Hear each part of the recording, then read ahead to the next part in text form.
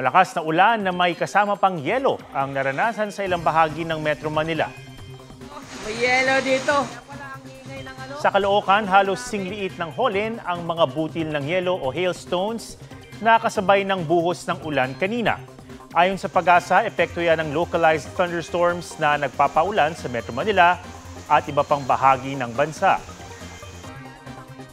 Update naman sa Bagyong Goryo, batay sa 11 PM bulletin ng Pag-asa, signal number 2 na sa Itbayat, Batanes at signal number 1 sa iba pang bahagi ng Batanes.